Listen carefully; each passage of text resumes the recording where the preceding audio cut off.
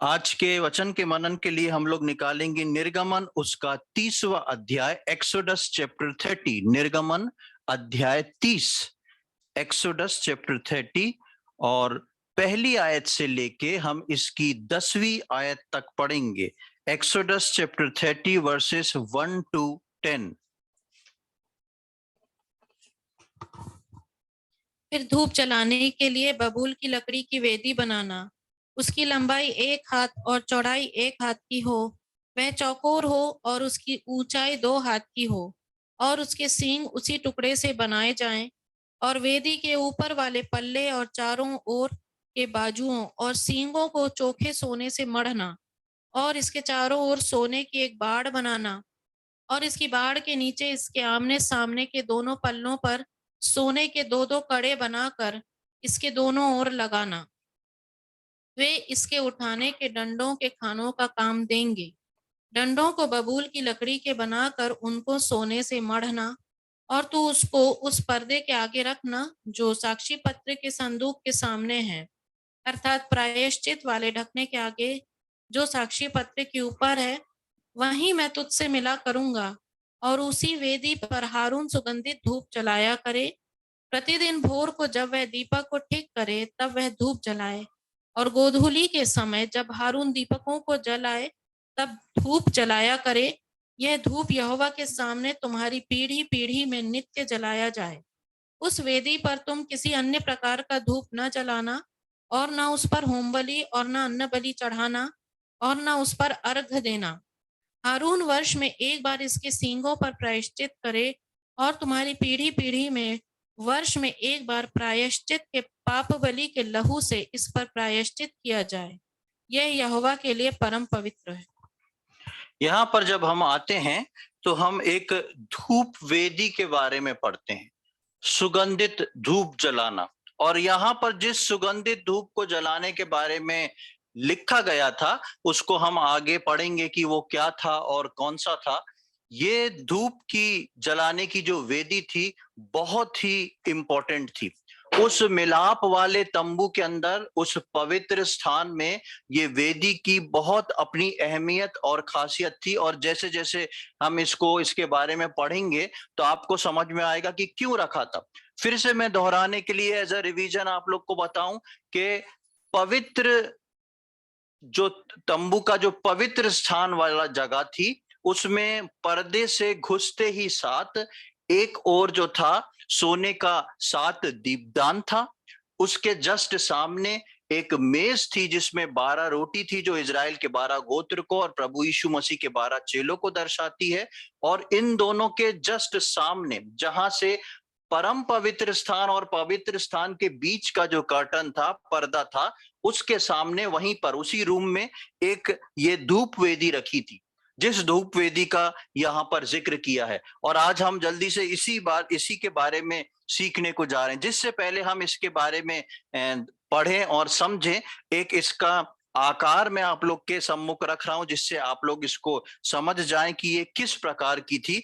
ये धूप वेदी चौकोर थी, 1 हाथ बराबर 1 हाथ की थी, और इसकी ऊंचाई जो थी वो 2 हाथ की थी। एक बहुत छोटी थी क्योंकि वो मैंने बताया कि पवित्र स्थान जो था वो कोई बहुत बड़ा हॉल या नहीं था, एक छोटा स्थान था। आज के समय में देखा जाए तो उस पवित्र स्थान में जब इस वेदी को बनाने को रखा गया, जिस वेदी में सिर्फ सुगंधित धूप जलाया जाता है, उस वेदी की बनावट कुछ इस प्रकार थी। मैं इस पे बना रहा हूं, आप लोग इसको देख सकते हैं।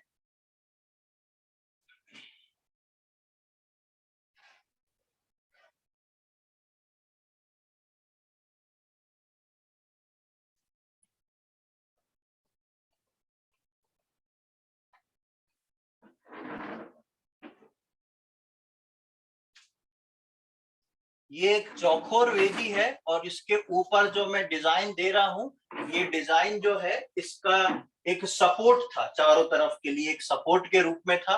बाकी ये चारों तरफ से बराबर थी, चौकोर थी। और इसमें एक साइड में वैसे ही 2 गोल्ड के रिंग लगे थे जिसके अंदर एक बड़ा डंडा डाला जाता था।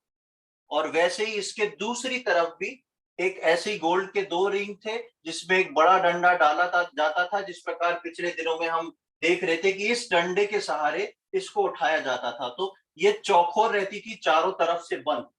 अब इसके बारे में हम ध्यान पूर्वक देखेंगे। सबसे पहले परमेश्वर का वचन हमको बताता है कि 30वीं अध्याय की पहली आयत में धूप जलाने के लिए बबूल की लकड़ी की वेदी बनाना, ये पूरा मटेरियल जो था वो बबूल की लकड़ी का था। और पिछले दिनों में हम बताए थे कि बबूल की लकड़ी का महत्व क्या है। बबूल की लकड़ी जो है वो अपने आप में बहुत सख्त और मजबूत लकड़ी और खराब ना होने वाली लकड़ी। बबूल की लकड़ी जो है वो प्रभु यीशु मसीह को भी बताती है। और बबूल की लकड़ी के तख्ते जो होते हैं, प्लेन जो होते हैं, वो जो है मनुष्य को या विश्वासियों को भी बताते हैं। तो ये जो था पूरी बबूल की लकड़ी का बना हुआ था, इसलिए हम उस पे ज्यादा उसका जिक्र नहीं करेंगे। हम सीधे उसके माप पर आते हैं। उसके माप के लिए लिखा है दूसरी आयत में, उसकी लंबाई 1 हाथ और चौड़ाई 1 हाथ की हो, वो चौकोर हो और उसकी ऊंचाई 2 हाथ की हो, और उसके सींग उसी टुकड़े से बनाए जाएं।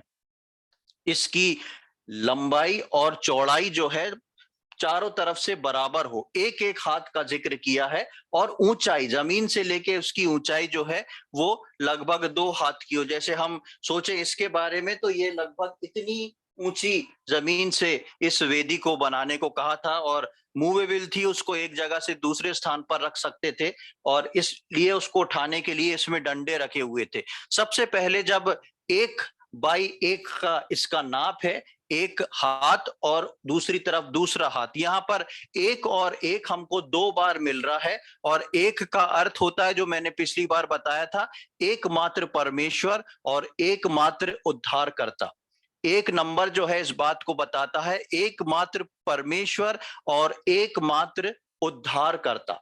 उसके बाद हमको दूसरा इसका बनावट में मिलता है, ये चौकोर हो, ये चारों तरफ से बराबर हो, चौकोर हो। चौकोर जो है, 4 नंबर जो है वो बाइबल में 4 दिशा को, 4 डायरेक्शन को रिप्रेजेंट करता है। तो पहली चीज हमने देखी कि एकमात्र परमेश्वर और एकमात्र उद्धारकर्ता। और दूसरी चीज हमने देखी 4 डायरेक्शन, यानी कि चारों दिशाएं। और उसके बाद आगे हम पढ़ते हैं तो लिखा है कि इसकी ऊंचाई जो है, जमीन से लेके इसकी जो ऊंचाई है वो 2 हाथ की हो। 2 नंबर जो है वो गवाही को बताता है। तो इस प्रकार से हमको इस पूरे इसके नाप जोप में 3 अंक मिलते हैं। पहला अंक है 1, दूसरा अंक है 4 और तीसरा अंक है 2। चारों दिशाओं में एकमात्र परमेश्वर और एकमात्र उद्धारकर्ता की गवाही देने के लिए ये जो वेदी थी ये खड़ी हुई थी। अगर इन सारे अंकों को जोड़ा जाए तो इसका वाक्य ये निकलता है कि चारों दिशाओं में एकमात्र परमेश्वर और एकमात्र उद्धारकर्ता की गवाही देने को ये वेदी खड़ी हुई थी। और जब हम इसमें आगे की ओर बढ़ते हैं, इसकी तीसरी आयत में देखें, और वेदी के ऊपर वाले पल्ले और चारों ओर के बाजुओं और सींगों को चोखे सोने से मढ़ना, और इसके चारों ओर सोने की एक बाड़ बनाना। एक बाड़ बनाने को, जैसा मैंने ये ऊपर बताया था, एक ऐसा बाड़ा चारों तरफ बनाना है कि जिसके अंदर जब कोई चीज रखें तो वो ऐसे बाहर ना गिरे। पिछले दिनों में भी हम इस बाड़े के बारे में पढ़ रहे थे। और तीसरी सबसे बड़ी खासियत इस वेदी की थी, जिसको हमने पढ़ा, कि ये जो थी पूरी सोने से मढ़ना थी। लकड़ी कौन सी है? बबूल की। और इसको सोने से मढ़ना है, अंदर बाहर सब तरफ से सोने से मढ़ना है। ये जो 2 रिंग बनेंगे ये भी सोने के, और ये जो डंडा डलेगा बबूल की लकड़ी का, इसको भी सोने से मढ़ना है। यानी कि इस लकड़ी के अंदर जो है, इस वेदी की लकड़ी जो है, कहीं से भी जो है वो दिखाई नहीं दे सकती। पूरी लकड़ी तो बबूल की है, लेकिन पूरी लकड़ी छुपी हुई है। आप इसके यदि वास्तविक चित्र को देखें तो पूरा जो है ये सिर्फ गोल्डन कलर का दिखता है, गोल्ड सुनहरे रंग का, क्योंकि इसमें लकड़ी कहाँ है? वो केवल बनाना, जिसने इसको बनाया है वो बनाने वाला ही जानता है कि इसके अंदर लकड़ी है। देखने में लगता है कि ये पूरा सोने से बना हुआ है। तो तीसरी आयत पे हमने देखा कि ये लकड़ी जो है वो सोने से मड़ी हुई है। अब ये सुगंधित धूप की जो वेदी है, ये किस बात को बताती है? ये सुगंधित धूप की वेदी उस पुराने समय में मिलाप वाले तंबू में जिस पवित्र स्थान में रखी हुई थी, वहां पर एक और दीपक थे, दूसरी ओर मेज थी। मैंने बताया था कि दीपक जो है वो परमेश्वर के वचन को बताता है, प्रभु यीशु मसीह को बताता है।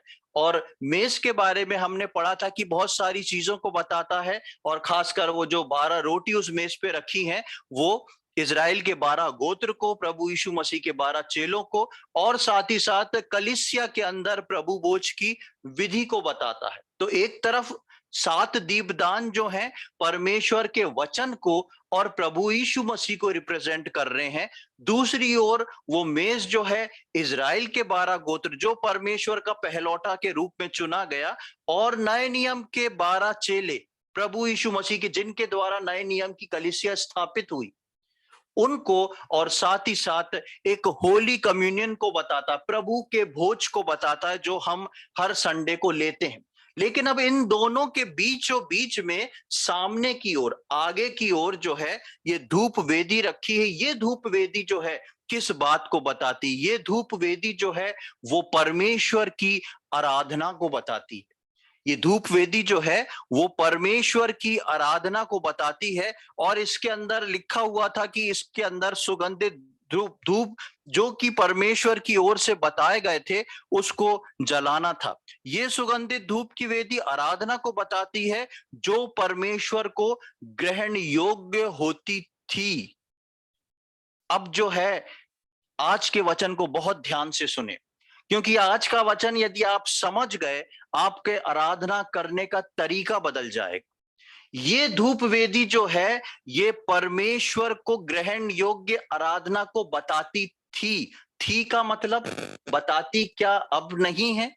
थी का मतलब परमेश्वर ने जिस कारण से इसको रखा था, और परमेश्वर ने जो इसका नाप जोप बनवाया था, और परमेश्वर ने इसमें किसको आराधना करने को बोला था, और परमेश्वर ने किसको चुना था कि वो इसके अंदर धूप को जलाए, और परमेश्वर ने कौन सी धूप को जलाने के लिए चुना था। जब इस बात को हम जानेंगे तो परमेश्वर के उस गहरे भेद को जान पाएंगे कि परमेश्वर ने क्यों इस बात को रखा था।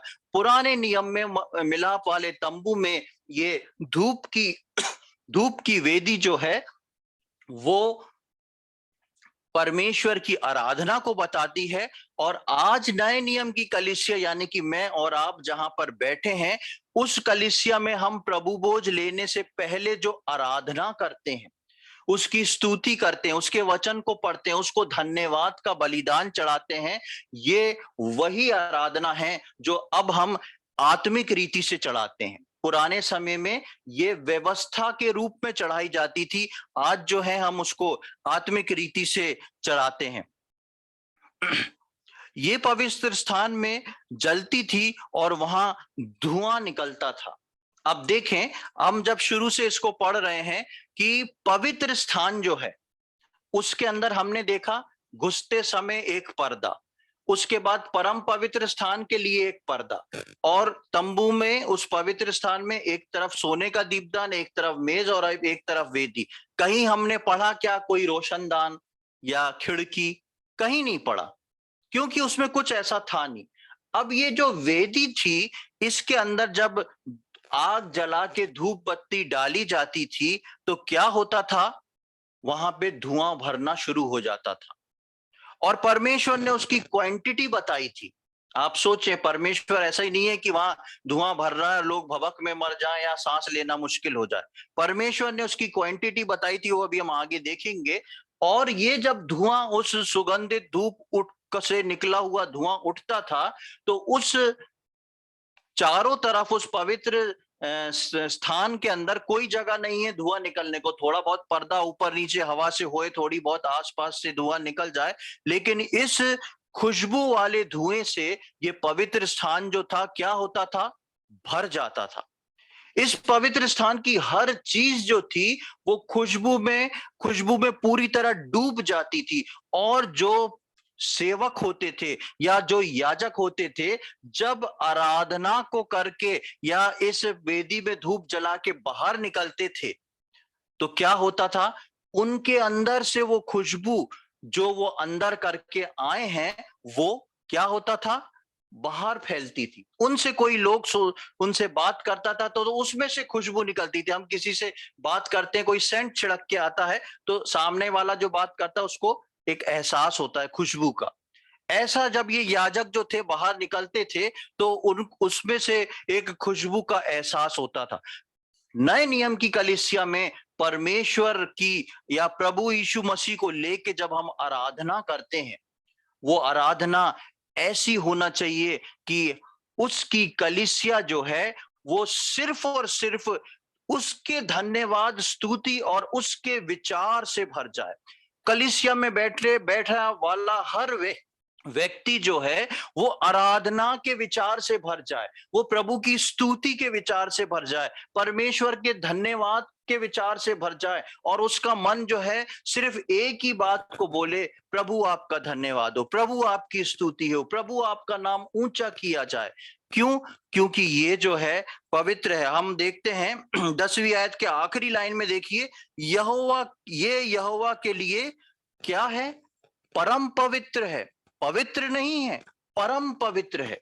परमेश्वर के लिए उसकी आराधना जो है बहुत ही इंपॉर्टेंस रखती है। और किस प्रकार की आराधना और कैसी आराधना है, उसको आज हम सीखने जा रहे हैं। सबसे पहले हमने देखा उसका नाम जो कि इस बात की गवाही देता है कि एकमात्र परमेश्वर, एकमात्र प्रभु यीशु मसीह, जो चारों दिशा इस बात की गवाही देते हैं। और उसको सोने से मढ़ा हुआ है, वहां पर धूप जो जलाई जाती है उसको, उस धुएं को निकलने के लिए कोई जगह नहीं है। यानी कि वो जगह जो है पूरी तरह आराधना के असर से भर जाती है। जब आराधना शुरू होती, जब वो धूप डालते हैं, थोड़ी देर में वो पूरा जो है धुएं से भर जाता है। हम आज किस प्रकार आराधना करते हैं? हम सोच के देखें, हम नए नियम के विश्वासी जो हैं आज किस प्रकार आराधना करते हैं। एक बार प्रभु को धन्यवाद दिया, दूसरी बार हमारा विचार जो है हमारी मस्तिष्क से निकल के कहीं और जाके ढूंढ रहा है या घूम रहा है। हम सोच रहे हैं अरे ये काम कर लें, इसके बाद जाके हम ऐसा कर लेंगे। प्रभु की आराधना करने के लिए जिन याजकों को रखा गया था, उनको धूप जलाने के लिए उनकी ड्यूटी लगाई जाती थी कि इस बार, इस सप्ताह, इस दिन कौन याजक जाएगा। और जब वो याजक जाया करता था, आप परमेश्वर के वचन को अच्छे से पढ़ेंगे तो आपको पता पड़ेगा कि जब वो एक याजक जाया करता था धूप जलाने, तो बाकी याजक बैठ के उसके लिए प्रार्थना करते थे। क्यों करते थे? कुछ ऐसा गड़बड़ इसके जीवन से हुआ हो तो प्रभु इसको क्षमा कर दे। ऐसा ना हो कि ये अपने हट में या अपने मन से जबरदस्ती धूप जलाने पहुंच गए, क्योंकि उसके जीवन में क्या हुआ बाकी याजकों को नहीं मालूम। अब उसकी ड्यूटी लगा दी और उसने अपनी इंसल्ट के कारण सोचा मैं सबको क्यों बताऊं, चुपचाप चला गया। तो बाकी याजक जो आए, गए वाले याजक के लिए प्रार्थना करते थे कि ये सही सलामत धूप जला के परमेश्वर की आशीष को लेके बाहर आ जाए। उसको बाद में कभी मैं उस रेफरेंस को आपके सम्मुख रखूंगा, नए नियम में इस बात का जिक्र है। तो सबसे पहले हमने इन बातों को देखा। अब जब हम आगे की ओर बढ़ते हैं तो हम देखते हैं कि वेदी लकड़ी की होते हुए भी उसमें से लकड़ी नहीं दिखाई देती थी। जैसा मैंने बताया, ये वेदी जो थी पूरी गोल्ड प्लेटेड थी। इसका डंडा, इसके रिंग, इसकी जो एज है, सब कुछ जो है सोने से मढ़ दी गई थी कि इसमें लकड़ी होते हुए भी लकड़ी दिखाई ना दे। ये वेदी की लकड़ी और इसका गोल्ड प्लेटेड होना मेरे और आपके जीवन में क्या बताता है? मैंने बताया था कि लकड़ी के जो तख्ते होते हैं, वो हमने पहले पढ़े थे कि पवित्र स्थान के अंदर तख्ते जो हैं वो विश्वासियों को दर्शाते। वैसे ही तख्तों से इसके चारों तरफ बना हुआ है। ये सॉलिड वुड से नहीं बनी है, तख्तों से बनी हुई है, जिसका जिक्र यहां पर नहीं है। अब इन तख्तों के ऊपर सोना मढ़ दिया गया है, लेकिन कहीं से भी लकड़ी दिखाई नहीं दे रही। सिर्फ क्या दिखाई दे रहा है? सोना। और क्या चीज का एहसास हो रहा है? वेदी जब जल रही तो किस चीज का एहसास हो रहा है? सुगंध का एहसास हो रहा है। जब सामने वाला आएगा तो क्या देखेगा कि एक सोने का बॉक्स जैसा है, इसमें से सुगंध निकल रही। केवल दो चीज का एहसास। लकड़ी जो है वो मनुष्य को या विश्वासी को बताती है, जिस प्रकार लकड़ी होते हुए भी इस गोल्ड में छुपी हुई है, उसी प्रकार विश्वासी जब आराधना करता है तो शरीर होते हुए भी वो शारीरिकता में आराधना कभी नहीं कर सकता। परमेश्वर को शरीर की कोई आराधना से मतलब नहीं। चाहे हम परमेश्वर के सामने आराधना के समय हाथ जोड़ लें, चाहे हम घुटने टेक लें, चाहे हम अपने आंसू बहा लें, चाहे कुछ कर लें, जांचने वाला कौन है? परमेश्वर है। हम कैसा भी क्यों ना कर लें, जांचने वाला परमेश्वर है। जिस प्रकार इस लकड़ी के होते हुए भी इसमें से लकड़ी दिखाई नहीं देती, उसी प्रकार परमेश्वर को ऐसी आराधना ग्रहण योग्य होती है जो शरीर होते हुए भी जिसमें शरीर की झलक ना। मैं आपको देख के प्रोत्साहित होके ना ऐसा करने लगूं आराधना में। आप ताली बजा रहे, मैं सोच रहा हूं वो ताली बजा रहा है, इसमें अच्छा आत्मिकपन है, मैं भी ताली बजा रहा हूं। वो क्या हो गया? शारीरिक हो गया। वो परमेश्वर को कहीं से ग्रहण योग्य नहीं। आप गीत गा रहे, मैं भी जोर से गीत गा रहा हूं, वो परमेश्वर को ग्रहण योग्य नहीं है। शरीर होते हुए भी शरीर ना दिखे, वो है सच्ची आराधना। क्योंकि आराधना जो है वो आत्मा और सच्चाई से है। हम परमेश्वर के एक वचन में पढ़ते हैं कि अवश्य है कि उसकी आराधना करने वाले कैसे करें? आत्मा और सच्चाई से। वो रेफरेंस कहाँ है? यूहन्ना रचित सुसमाचार, उसको पढ़ लें। यूहन्ना रचित सुसमाचार, उसका 4था अध्याय।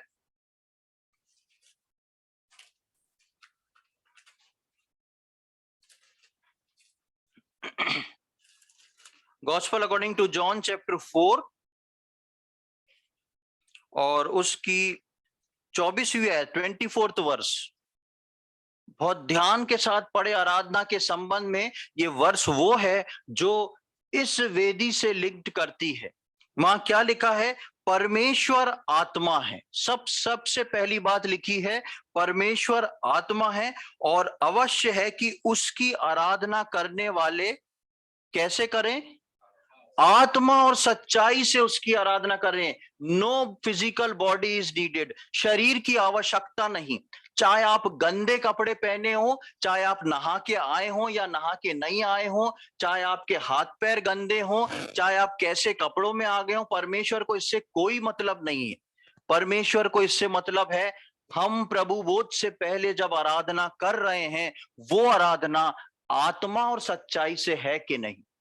और प्रभु जो है हमारी ऐसी ही आराधना को कबूल करता है। इसलिए मैंने शुरू में बताया कि परमेश्वर ने जो वेदी बनाई थी, वो वेदी इस प्रकार बनाई थी कि वो उसकी सुगंध को कबूल कर लेता था। वो परमेश्वर को ग्रहण योग्य थी।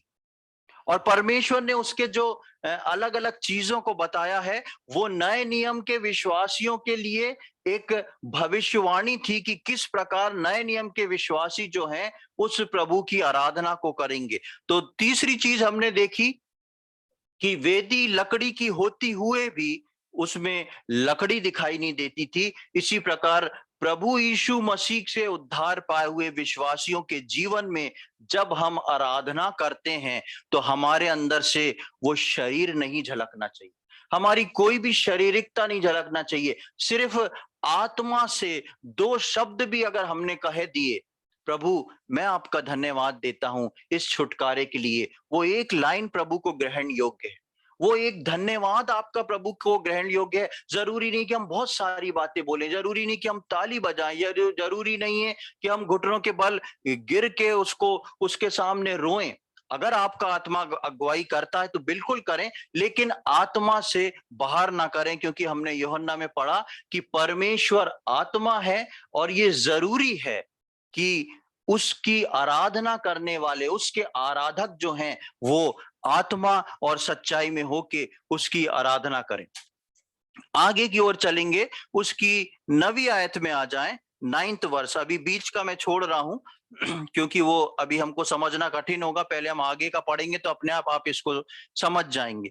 30वां अध्याय, उसकी 9वीं आयत, निर्गमन अध्याय 30 और उसकी 9वीं आयत, एक्सोडस चैप्टर 30 वर्स 9। उस वेदी पर तुम किसी अन्य प्रकार का धूप ना जलाना और ना उस पर होम बलि और ना अन्न बलि चढ़ाना और ना उस पे अर्घ देना।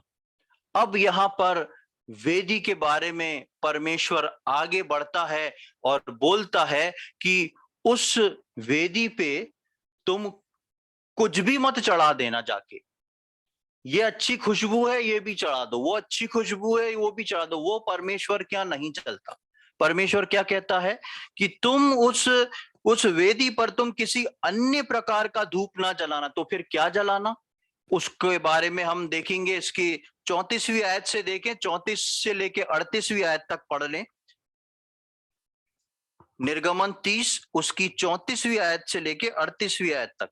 फिर यहोवा ने मूसा से कहा, बोल, नकी और कुंदरू ये सुगंध द्रव्य शुद्ध लोबान समेत ले, ये सब एक तौल के हों और इनका धूप अर्थात नमक मिलाकर गंधी की रीति के अनुसार चोखा और पवित्र सुगंध द्रव्य बनवाना।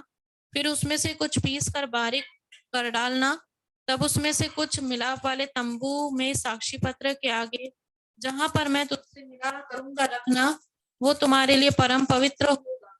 जो धूप तू बनवाएगा मिलावट में उसके समान तुम लोग अपने लिए और कुछ ना बनवाना। वह तुम्हारे आगे यहोवा के लिए पवित्र होगा।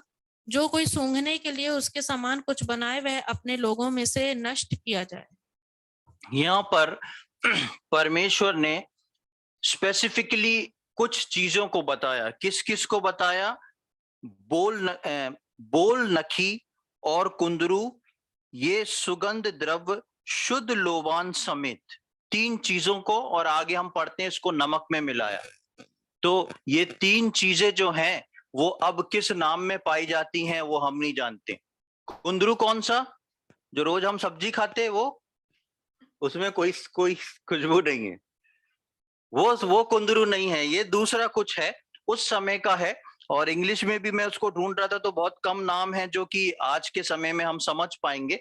पर जो भी हो, लेकिन परमेश्वर ने उसके लिए एक बात को बोला था, ये सब एक तौल के हों। 3 चीजें एक तौल की और उसको नमक के साथ मिलाकर गंधी की रीति के अनुसार चोखा और पवित्र सुगंध द्रव्य बनाना। उस सुगंध में, उस धूप की वेदी में उसके लिए जिक्र है कि वो क्या होना चाहिए। जैसा मैंने बताया कि परमेश्वर की जब हम आराधना करते हैं उसके अंदर शरीर नहीं होना चाहिए। अब ये तो हमारा व्यवहारिकता हो गई, हम किस प्रकार से आराधना कर रहे हैं। लेकिन आराधना में चढ़ाना क्या है, किस चीज को परमेश्वर को देना है कि जो सुगंधित धूप बन के परमेश्वर को प्रसन्न करे।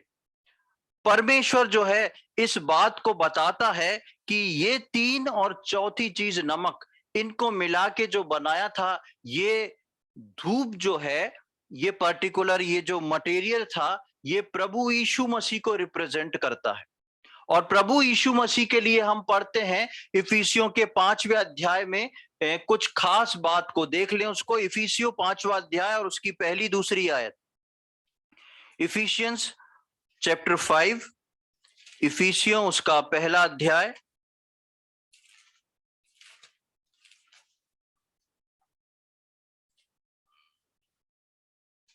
इफिसियों उसका 5वां अध्याय और उसकी पहली और दूसरी आयत को मैं पढ़ रहा हूं। यहां पर इस प्रकार लिखा है, इसलिए प्रिय बालकों के समान परमेश्वर का अनुकरण करो और प्रेम में चलो, जैसे मसीह ने भी तुमसे प्रेम किया और हमारे लिए अपने आप को सुखदायक सुगंध के लिए परमेश्वर के आगे भेंट करके बलिदान कर दिया। प्रभु यीशु मसीह ने मेरे और आपके लिए ये काम किया, क्योंकि हम जो थे सुखदायक सुगंध नहीं चढ़ा सकते थे। हमारे पास कुछ नहीं था परमेश्वर को चढ़ाने के लिए। लेकिन लिखा है दूसरी आयत में, और प्रेम में चलो जैसा मसीह ने भी तुमसे प्रेम किया और हमारे लिए कौन हमारे? यानी कि हर विश्वासियों के लिए जिन्होंने प्रभु यीशु मसीह को अपना उद्धारकर्ता के रूप में ग्रहण किया है, उनके लिए अपने आप को सुखदायक सुगंध के लिए परमेश्वर के आगे भेंट करके बलिदान कर दिया। हमारा सुखदायक सुगंध जो है वो प्रभु यीशु मसीह बन के चढ़ा है परमेश्वर के सम्मुख। हमारे लिए यीशु मसीह बलिदान होके परमेश्वर को प्रसन्न किया है।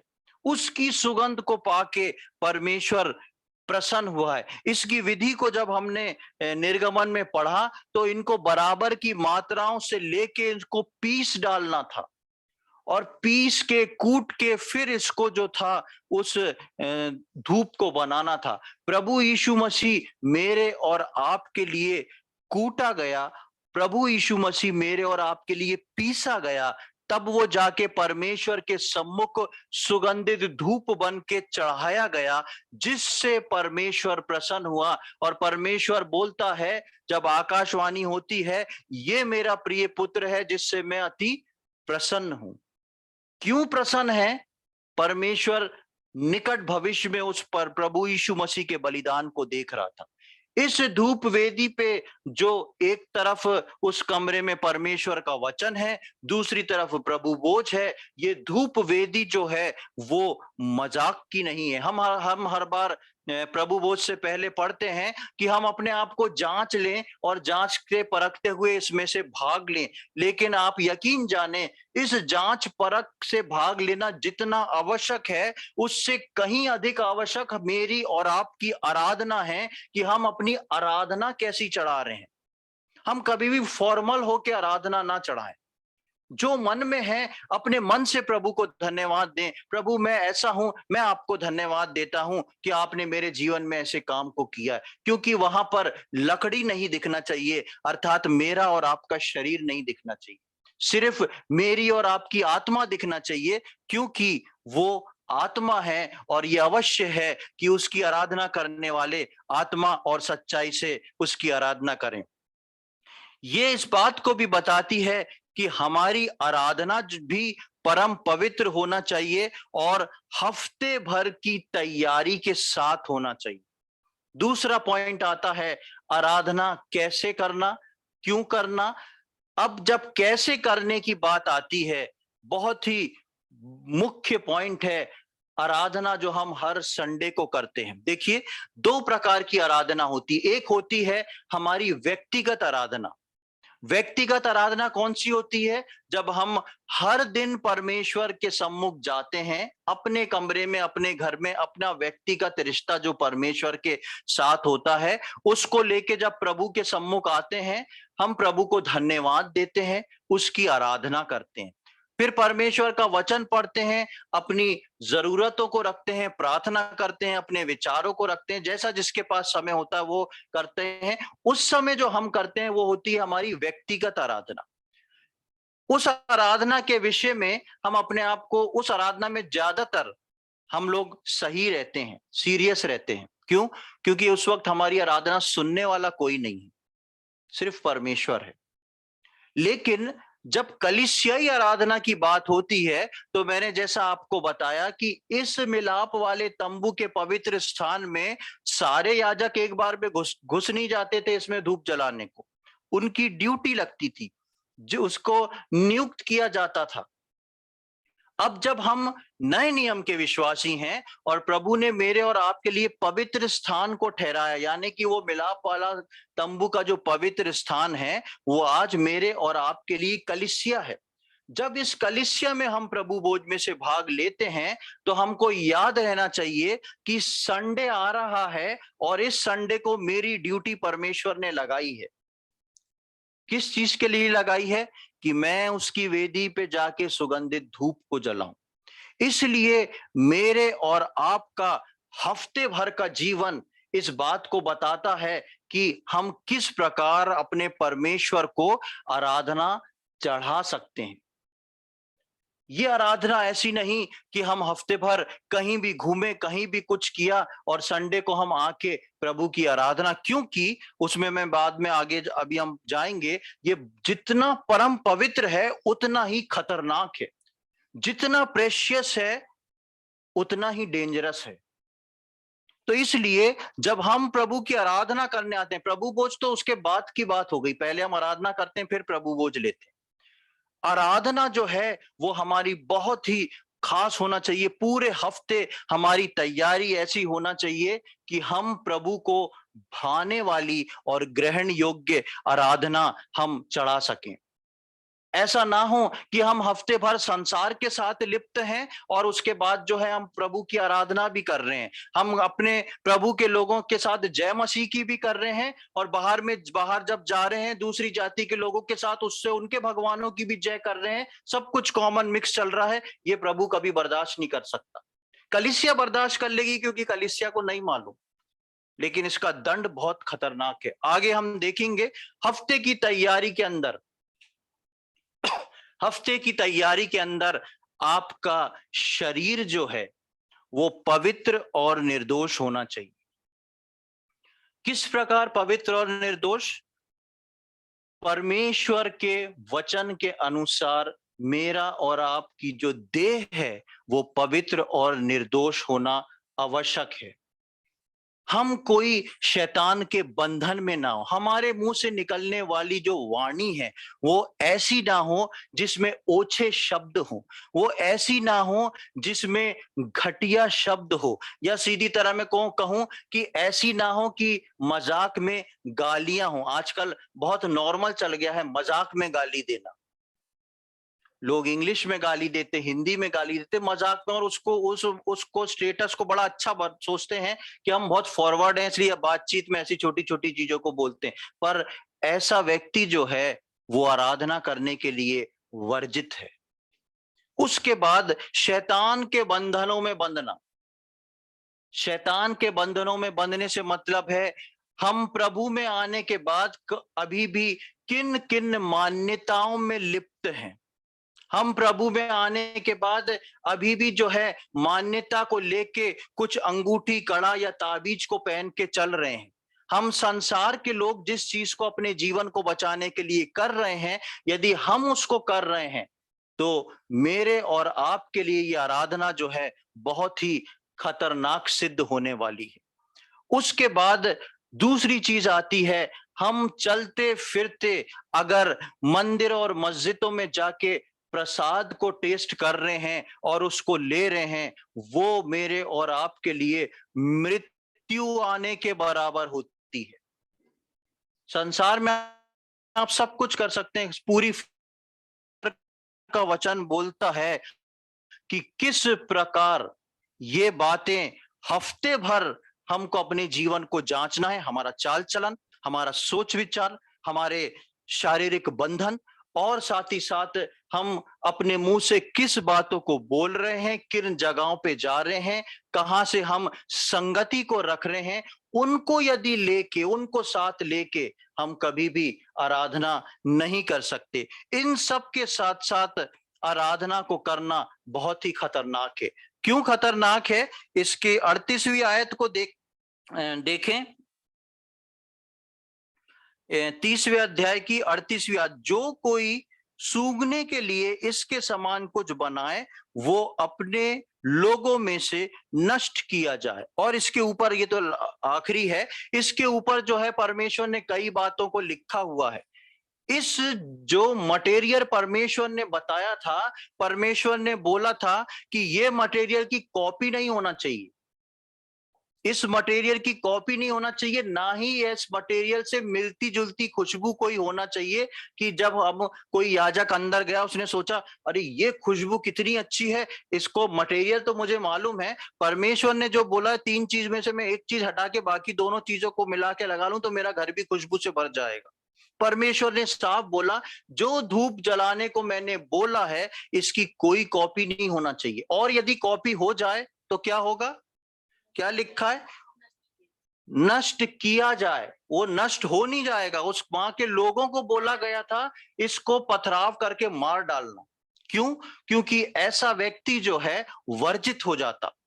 मेरे और आपके जीवन में यदि जो दर्जा हमने अपने परमेश्वर को दिया है वो दर्जा हम अपने जीवन में किसी को भी देते हैं तो परमेश्वर की तरफ से वो नष्ट किया जाता है।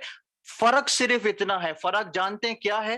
फर्क सिर्फ इतना है, पुराने नियम में ऑर्डर था कि जैसे ही पता पड़े इसको पत्थर मार के नष्ट कर दो। नए नियम में अनुग्रह का समय है, ऐसा कुछ नहीं होता। हम किसी को पत्थर नहीं मार सकते, पुलिस आ जाएगी, कानूनबाजी हो जाएगी।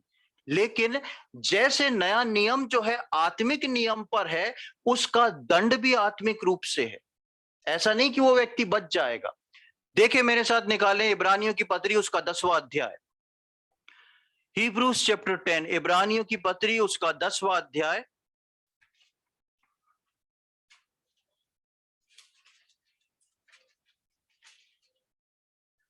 और उसकी 26वीं आयत से लेके 31वीं आयत तक हम पढ़ेंगे। Hebrews chapter 10 verses 26 to 31। क्योंकि सच्चाई की पहचान प्राप्त करने के बाद यदि हम जानबूझकर पाप करते रहें तो पापों के लिए फिर कोई बलिदान बाकी नहीं। हाँ, दंड का एक भयानक बाट जोहना और आग का ज्वलन बाकी है जो विरोधियों को भस्म कर देगा। जब मूसा की व्यवस्था का न मानने वाला 2 या 3 जनों की गवाही पर बिना दया के मार डाला जाता है, तो सोच लो कि वह कितने और भी भारी दंड के योग्य ठहरेगा, जिसने परमेश्वर के पुत्र को पांवों से रौंदा और वाचा के लहू को, जिसके द्वारा वह पवित्र ठहराया गया था, अपवित्र जाना है और अनुग्रह के आत्मा का अपमान किया। क्योंकि हम उसे जानते हैं जिसने कहा, पलटा लेना मेरा काम है, मैं ही बदला दूंगा। और फिर यह है कि प्रभु अपने लोगों का न्याय करेगा।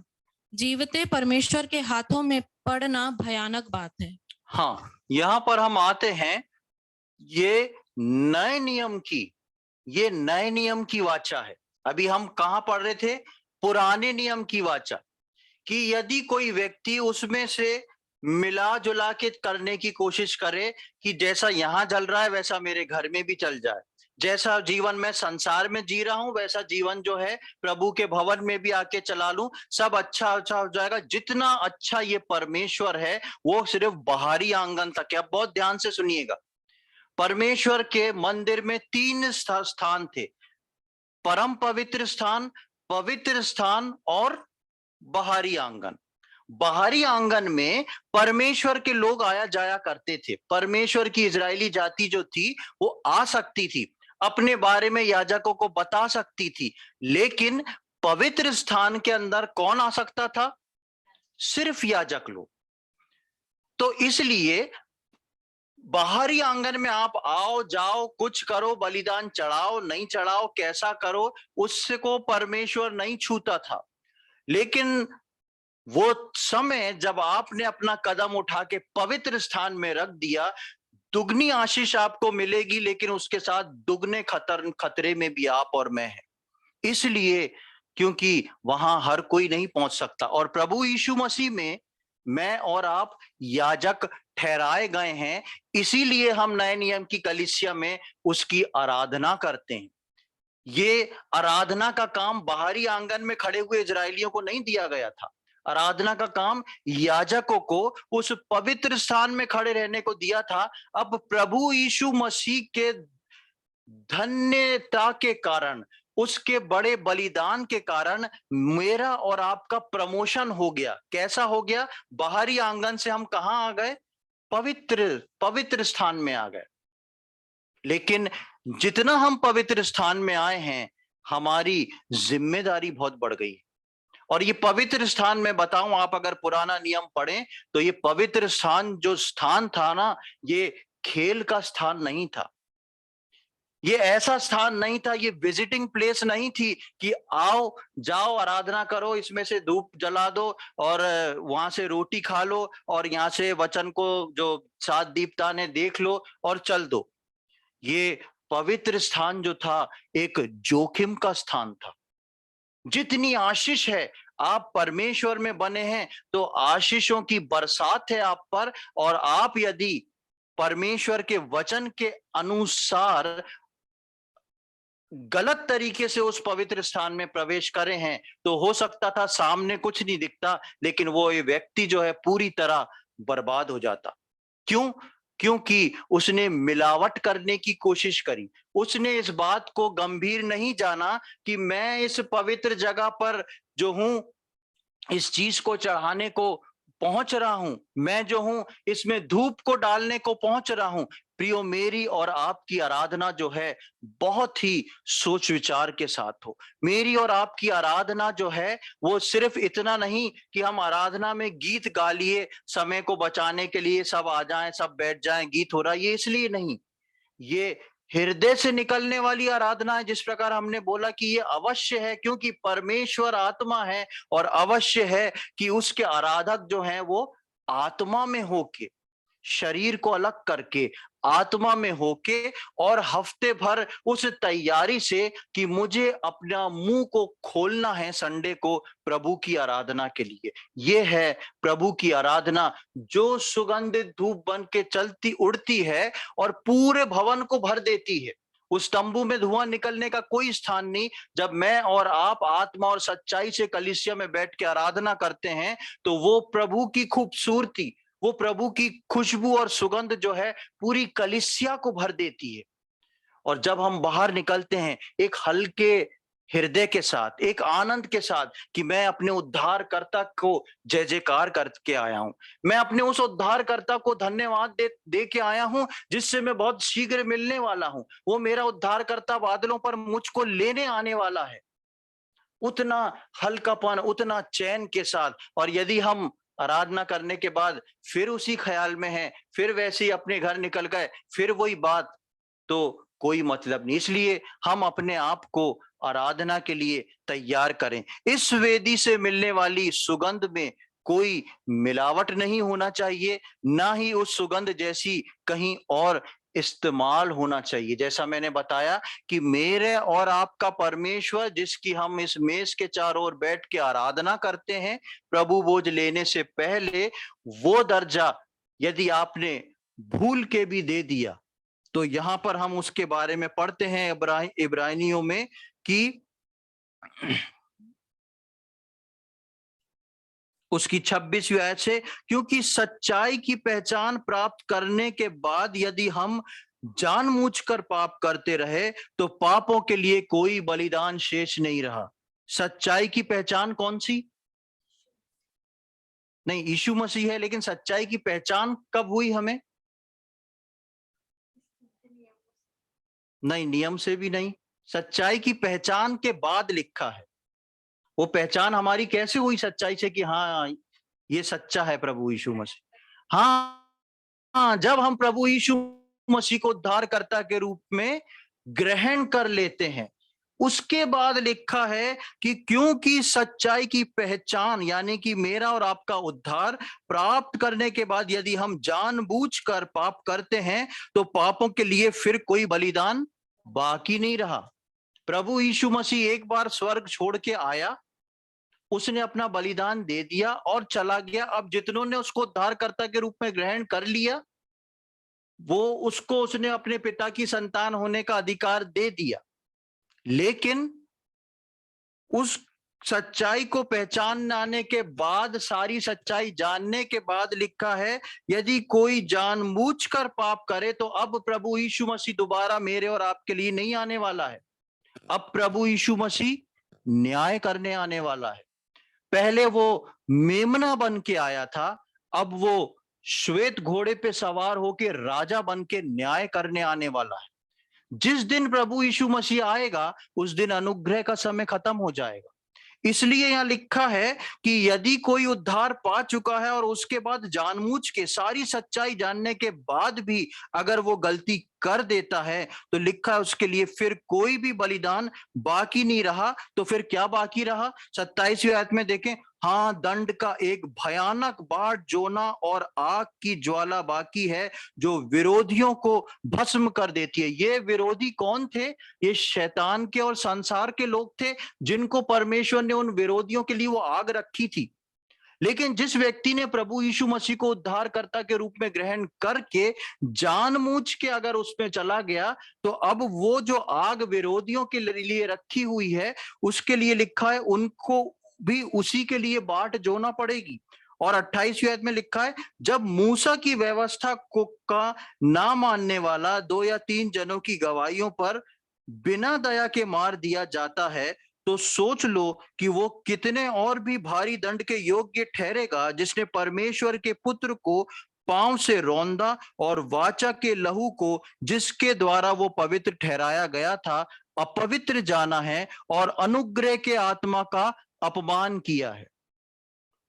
यदि ये याजक इसके अंदर जाके मिली जुली कोई चीज को चढ़ा देता, मिली जुली धूप को चढ़ा देता, तो लिखा है यहां पर 28वें आयत में, मूसा की व्यवस्था को मानने वाला। उस वक्त व्यवस्था थी मूसा की, जो मैंने और आपने पढ़ी, कि परमेश्वर बोलता है कि ऐसे व्यक्ति को क्या करा जाए, बाहर ले जाके मार दिया जाए।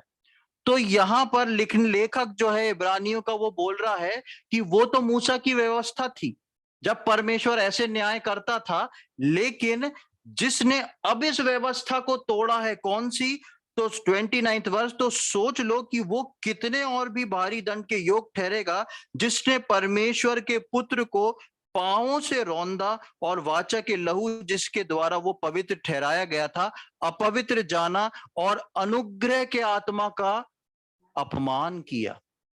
अनुग्रह के आत्मा का अपमान। नए नियम में मैं पहले वचन दे चुका हूं कि पवित्र आत्मा को शोकित मत करो, और एक जगह लिखा है कि पवित्र आत्मा, मनुष्य जो भी कुछ करता है उसके लिए कुछ सोच विचार किया जा सकता है, लेकिन जो पवित्र आत्मा के विरोध में बोलता है, पवित्र आत्मा के विरोध में करता है, उसके लिए कोई क्षमा नहीं रखी गई। और मूसा इस बात को बता रहा है इसीलिए कि वो तो व्यवस्था थी। एक उदाहरण के लिए, अगर आप अपने घर में मेरी एक फोटो लगा लें ऐसे, और मेरी फोटो पे रोज सवेरे थूकें, तो मुझ पे फर्क पड़ेगा क्या? कोई फर्क नहीं पड़ेगा, मुझे पता भी नहीं पड़ेगा आप मेरे पे थूक रहे।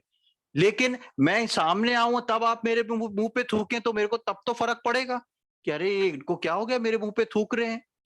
यही चीज जो है मूसा यहां पर बताने की कोशिश कर रहा है कि वो व्यवस्था तो मूसा की थी, और उस व्यवस्था में सोने और लकड़ी की वेदी थी। फिर भी सोने और लकड़ी की वेदी के विरोध में जो जाता था, उसको दो गवाहों को देख के कि दो गवाह बोल दें हाँ इसने ऐसा किया है, तो उसको मार दिया जाता था। लेकिन तुमने जीवित प्रभु यीशु मसीह पे और उस अनुग्रह के आत्मा का अपमान किया है। जब एक व्यक्ति प्रभु यीशु मसीह को उद्धारकर्ता के रूप में ग्रहण करने के बाद जानबूझ के अगर कोई पाप करता है, परमेश्वर का वचन बोलता है कि उसने केवल यीशु मसीह का अपमान नहीं किया, उसने परमेश्वर का किया, प्रभु यीशु मसीह का किया और पवित्र आत्मा का किया। इसलिए वो लेखक बोल रहा है कि तुम ऐसा कैसे हो सकता है कि जब व्यवस्था जो मूसा की थी वो खाली नहीं गई, तो ये अपमान जो पवित्र आत्मा का, प्रभु यीशु मसीह का है, और उसकी वाचा को के लहू को क्या करा है, पैरों से रौंद दिया। ये बात पुराने नियम के लिए नहीं लिखी थी। ये बात जो थी पुराने नियम में नहीं लिखी थी कि जो कोई मिलावट करे उसने रौंद दिया है वचन को, उसको ऐसा किया जाए। लेकिन नए नियम में वो दुगना हो गया है, क्योंकि अनुग्रह बड़ा है तो परमेश्वर का न्याय अपने लोगों के साथ भी बड़ा है। ये प्रभु यीशु मसीह को ग्रहण करना, कलीसिया में बन के चलना, ये हंसी मजाक नहीं है। ये एक जितना आशीषित जीवन है, उतना याद रखें ये खतरनाक है, और मैं दूसरे शब्दों में कहूं तो ये जानलेवा है।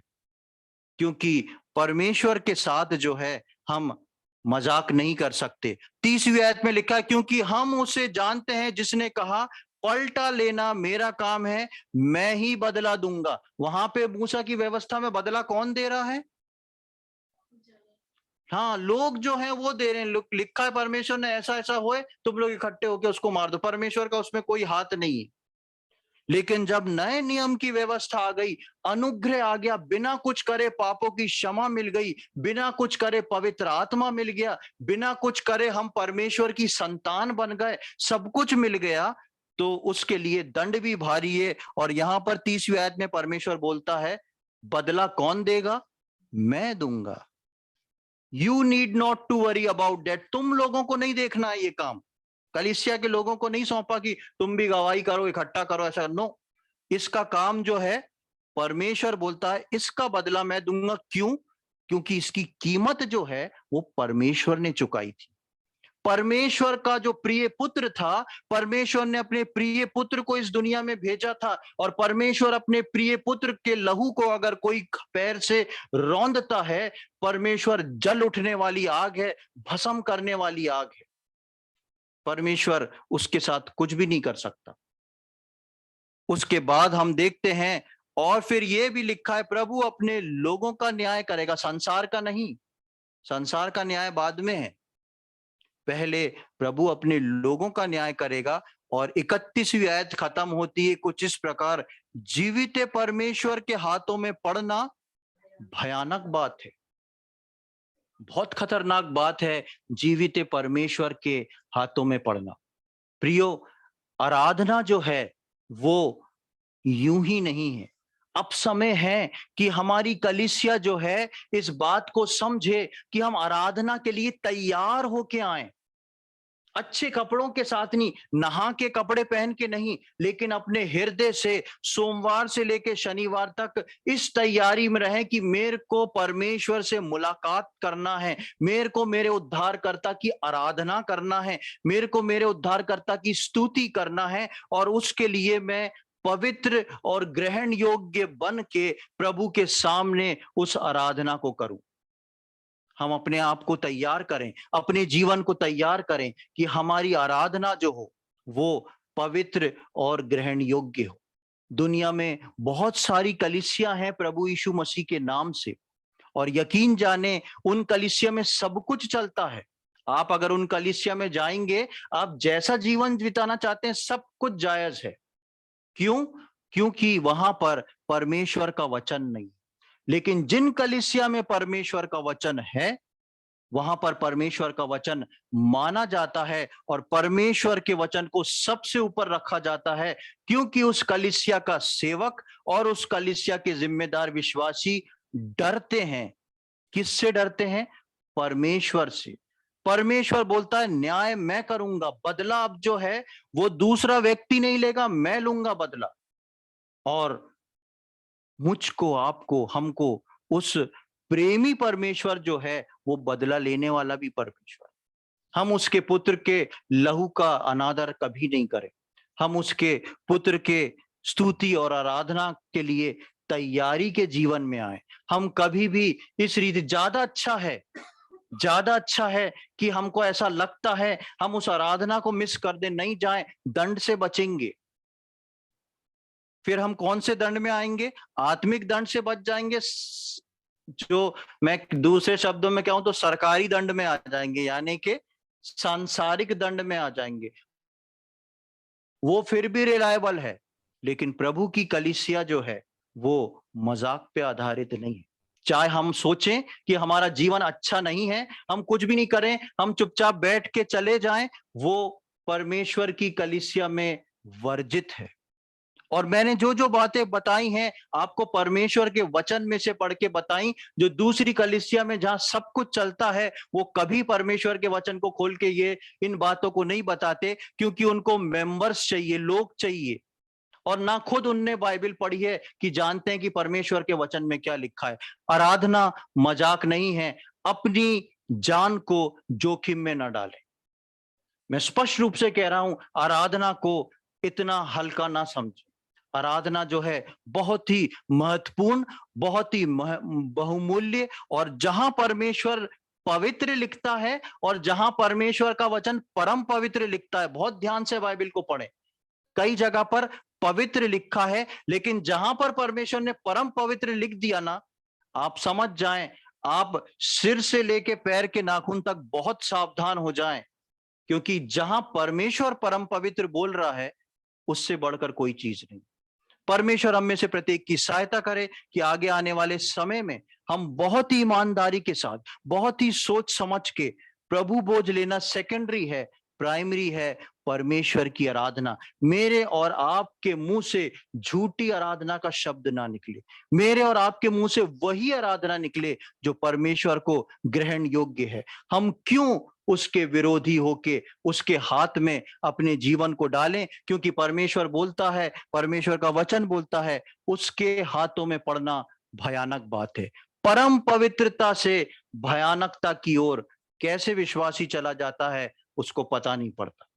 प्रभु इन वचनों को समझने में हम में से प्रत्येक की सहायता करे। प्रभु के नाम की महिमा।